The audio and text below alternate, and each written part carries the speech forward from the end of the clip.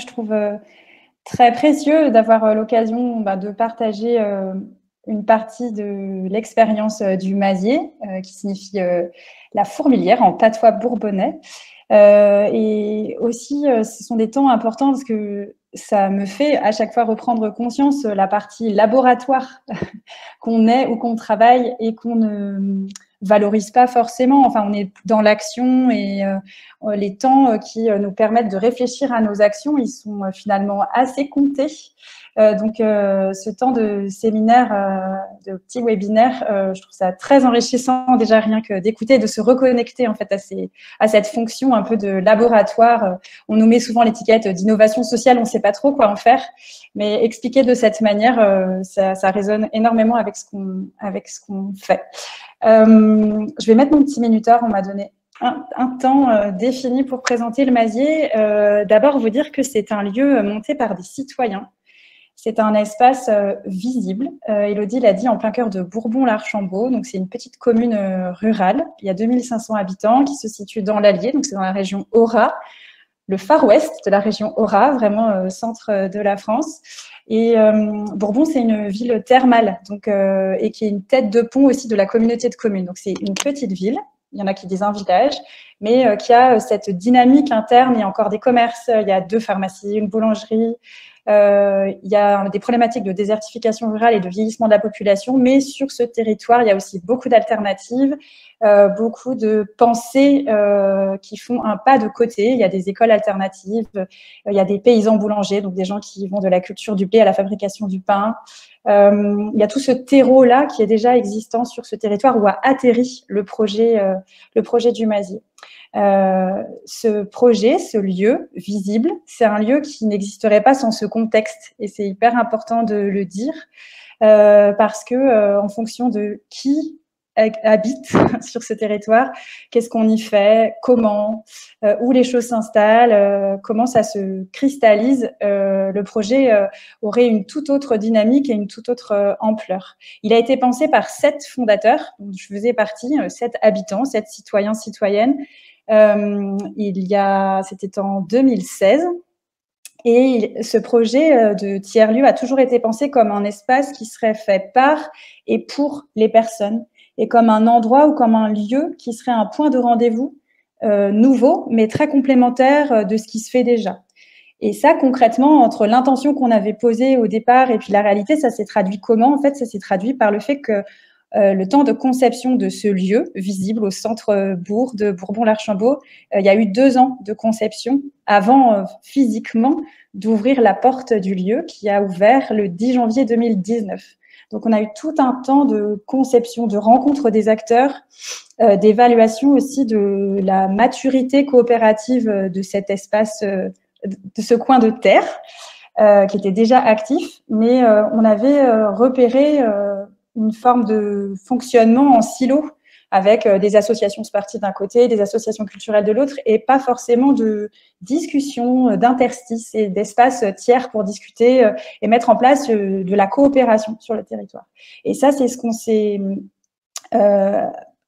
acharné à faire, c'est se dire comment on pourrait imaginer un espace, alors je ne sais pas si on peut dire neutre, neutre peut-être politiquement au sens la politique politicienne, mais en tout cas un espace où le débat est possible.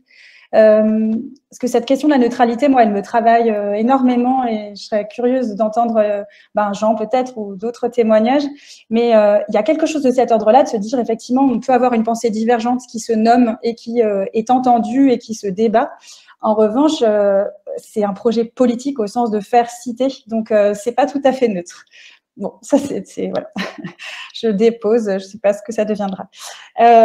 Et concrètement, le Mazier, donc c'est un lieu dans un bâtiment qui a 2 étages. Le premier étage, en bas, il y a un espace d'accueil avec un café associatif qui est le premier espace que les gens voient quand ils poussent la porte et la première porte d'entrée par laquelle ils sont accueillis, c'est-à-dire une personne peut juste venir boire un café ou venir à un atelier, ou s'attendre à trouver un accompagnement informatique. Mais en attendant, le premier accueil, c'est le café. On est accueilli, on passe la porte, on explique le fonctionnement de cette association. C'est un lieu associatif. Et donc, en bas, il y a le café associatif, un espace Fab Lab, donc de laboratoire de fabrication, d'atelier de bricolage, grosso modo, équipé de machines 3D. Un espace d'accompagnement au numérique, parce que ça, c'est vraiment un point fort de notre professionnalisation et de notre identité dans le lieu.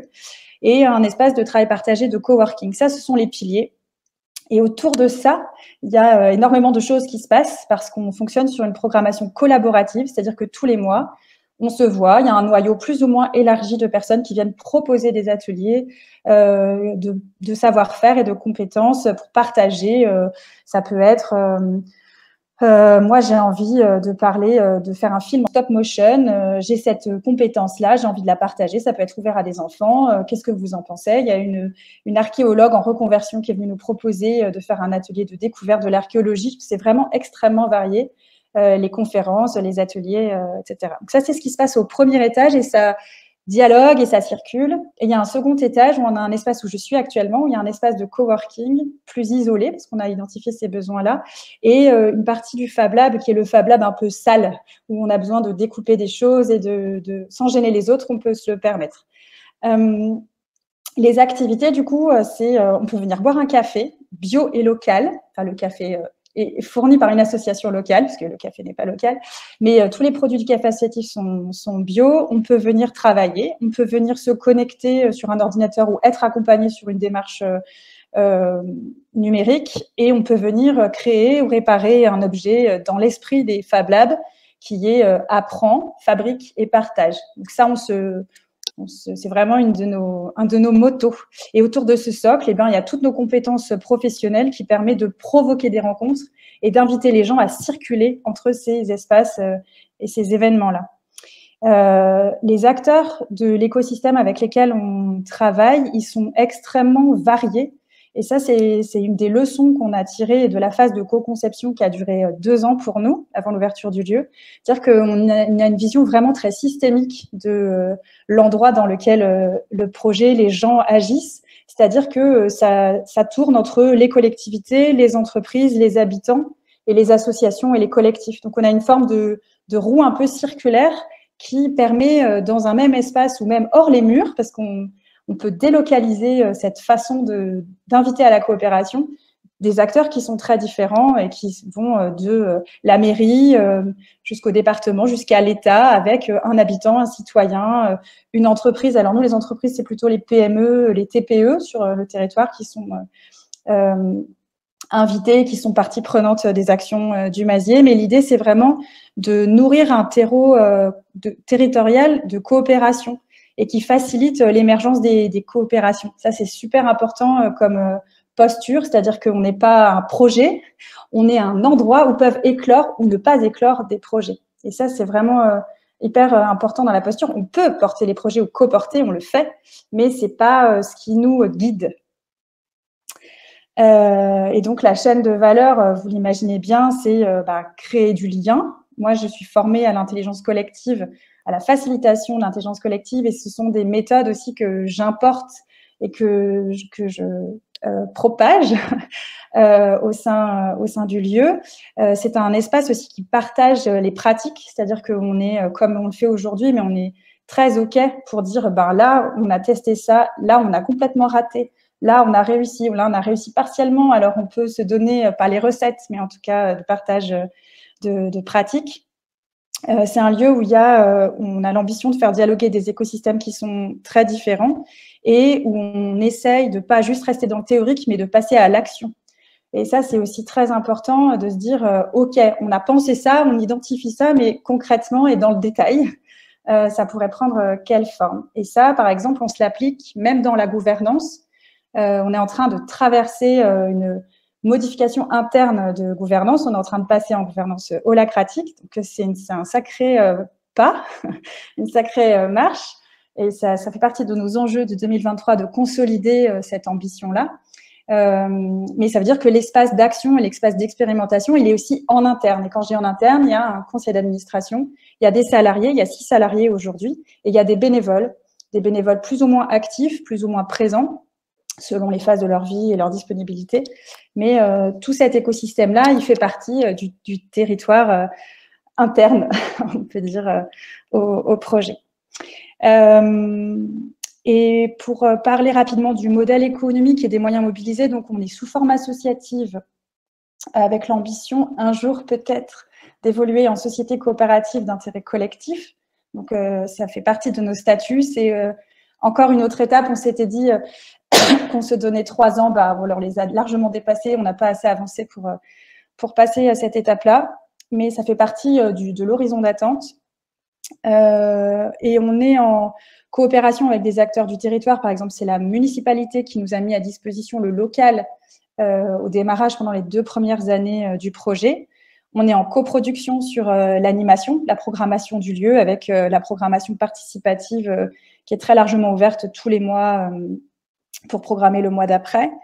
Sur les ressources humaines, donc je vous ai dit, on est 6 salariés maintenant, pardon, il faut que je m'habitue.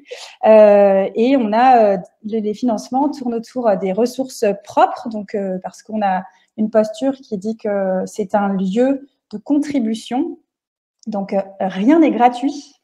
Au sein du Mazier, ça ne veut pas dire que tout est payant, ça veut juste dire qu'on met de la conscience sur les intentions, les compétences, les propositions qui sont faites, en fait, sont valorisées en temps, parfois financièrement, mais en tout cas, il y a un travail sur la mise en conscience de quelle est la valeur des choses, et on invite les gens à contribuer à la hauteur de leurs moyens sur ces questions-là. Mais souvent, ça se transforme en ressources financières, mais pas que. Par exemple, la posture des bénévoles, elle est très forte dans le lieu, puisque à chaque fois que quelqu'un passe la porte et qu'on explique, nous, l'intention avec laquelle on a monté ce projet et on continue de le gérer et de le faire vivre, eh ben, ils sont invités à prendre le relais aussi, les bénévoles, sur cette question-là. Et puis, on a des financements publics, beaucoup du département, de la CAF, on est labellisé Espace de vie sociale, et de l'État également. On a répondu en consortium pour obtenir le label Fabrique de territoire qui donne aussi la couleur de notre implication à l'échelle du département. Et puis, on a des fonds privés, notamment la Fondation Orange, qui nous soutient en tant que tiers-lieu solidaire du monde rural. Donc ça, c'est important et ça équilibre notre modèle économique qui est très diversifié et qui a permis aussi qu'on surmonte la période Covid. Ça, je le dis parce que c'est hyper important. Et on passe aussi bientôt sur de la cogestion, c'est-à-dire que nous sommes 2 fabriques de territoire qui avons décidé de nous associer sur l'Allier pour monter un 3e tiers-lieu.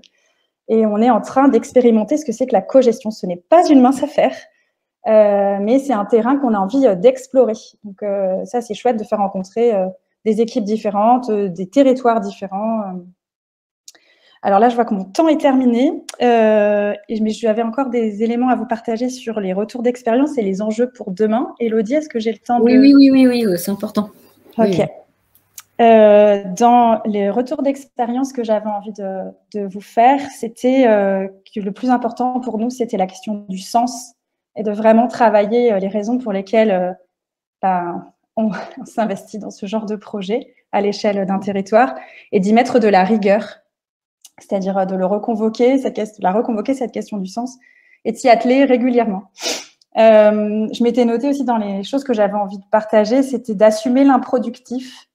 Et c'est pas toujours évident dans une société où il faut réfléchir à l'évaluation, à l'impact.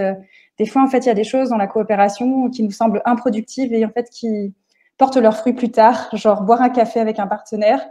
C'est pas toujours du temps perdu, ça peut... au contraire, créer des espaces pour la suite. J'avais noté aussi accepter les temporalités différentes entre la temporalité des bénévoles ou des collectivités ou d'un fonctionnement associatif. C'est aussi très varié.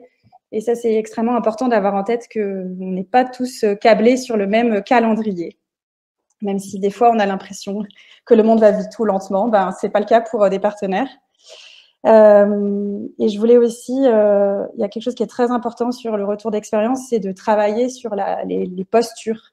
Et notamment, ça me rejoint avec l'introduction, de se dire quand est-ce qu'on est en mode projet et quand est-ce qu'on est en mode facilitation des coopérations. Parce que ce n'est pas les mêmes intentions et ce n'est pas la même façon d'être ou de se positionner. Dans le mode projet, il y a des choses très séquencées, très objectivé, avec un début, un milieu, une fin. Et dans la facilitation, On est plutôt sur créer un espace d'ouverture où les gens peuvent échanger et pourquoi pas créer des projets, mais on est sur le cran du terreau, quoi, mais pas de quelque chose qui germerait. Et nos enjeux, je l'ai dit, c'est le passage en gouvernance holacratique qui est vraiment à sécuriser pour nous, qui a provoqué aussi des changements dans l'équipe, c'est-à-dire qu'on a la salariée historique et première embauchée qui a choisi de quitter l'aventure quand on a commencé à se poser ces questions-là. Donc ça, c'est aussi un sacré challenge, un sacré défi pour le Mazier. Là, on est en train aussi de se lancer un nouveau défi parce que on voudrait lancer un programme d'accompagnement de l'entrepreneuriat des femmes dans le monde rural, qui est quelque chose qui revient très souvent au sein du lieu, enfin des besoins de soutien, d'échange, etc. Et donc, on s'est dit, allez, en 2023, on teste ça. Donc, ça, c'est un enjeu de voir comment on arrive à se positionner sur de l'accompagnement et de la facilitation, encore une fois, de la coopération des femmes entrepreneurs de notre territoire. On est en train d'écrire notre positionnement. Donc, ça, c'est une page pas tout à fait vierge, mais quand même à avancer. Et puis, le gros enjeu, c'est la pérennité de notre modèle économique parce que faciliter les coopérations et se dire qu'on sort de la logique projet, c'est complètement... Enfin, on sort de la logique projet. C'est pas notre seule façon d'agir. Ce n'est pas dans ce sens-là que va le monde. Et on trouve beaucoup d'appels à projets, d'appels à manifestations qui nous invitent à réfléchir en mode très séquencé. Et voilà, comment on articule ça entre les séquences et les modalités d'action et le temps long de la coopération.